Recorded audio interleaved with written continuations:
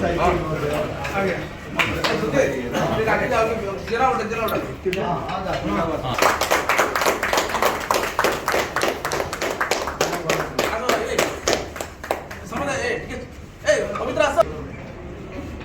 विश्वास जिंदाबाद जिंदाबाद जिंदाबाद प्रभात विश्वास जिंदाबाद जिंदाबाद जिंदाबाद अमित पटेल जिंदाबाद जिंदाबाद जिंदाबाद अमित विश्वास जिंदाबाद जिंदाबाद जिंदाबाद जोड़ी शंकर जिंदाबाद जिंदाबाद जिंदाबाद वाह थैंक यू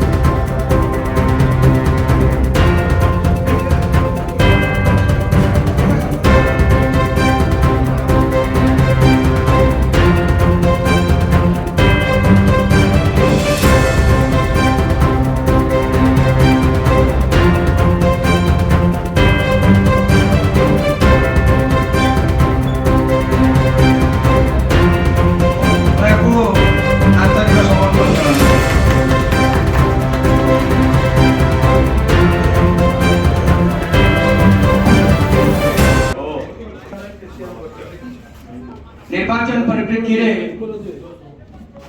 आज ये जो आम वकिल मान समावेश ये होटेल रे मु समस्त को आंतरिक अभिनंदन और धन्यवाद दूची। बंधुगण आमे नवीन सरकार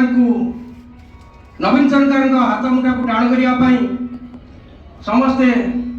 एकजुट होती आमर विधायक कटक चौद्वार एवं जे संतृप्त मिश्र लोकसभा प्रार्थी ए दुई जन को जोड़ी संघ चिन्ह भोट दी विपुल संख्यार जययुक्त करेंगे। प्रभात विश्वास दी जन आम दुईटा संख्यार भोट दो चिंता कर गोटे हूँ एमपी गोटे हूँ एमएल एवं प्रभात बाबू विषय आम समस्ते जाने सी एक समाजसेवी प्रथम समाजसेवी पर से नेता होती समाज प्रति मूल्यवान समय से नष्ट करती एवं समाज समस्त सबु श्रेणी लोक मान से साहाय्य करती एवं से संस्कारी व्यक्ति संस्कारी व्यक्तित्व आपण मानकु पुनादिके जणा दिबो से प्रतिदिन सकाळु 4टा रे उठंती तांको नित्यकर्म सारी पूजा सारी गरीब खटिकिया मेहनती लोकों पाखे पहुंची सुख दुख बुझी जमी विपुल भोट व्यवधान जीति पारे से मोर अनुरोध रोचे। धन्यवाद। आमर परवर्ती वक्ता श्री प्रफुल्ल कुमार जेना से आमर वरिष्ठ सदस्य और आमर समर्थक विजु जनता दल से बंधु आसिक द्विपद वकिल बंधु मान शुभ संध्या एवं अभिनंदन जनाऊँगी।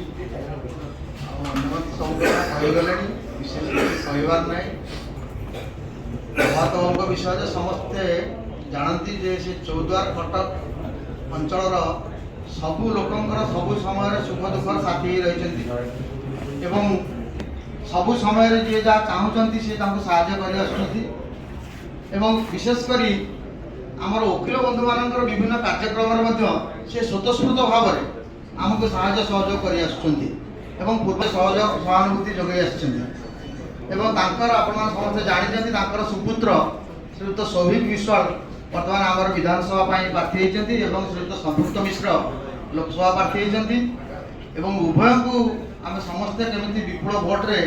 ନିଜ ନିଜ ଭୋଟ ନିଜ ପରିବାରର ଭୋଟ ଏବଂ ନିଜର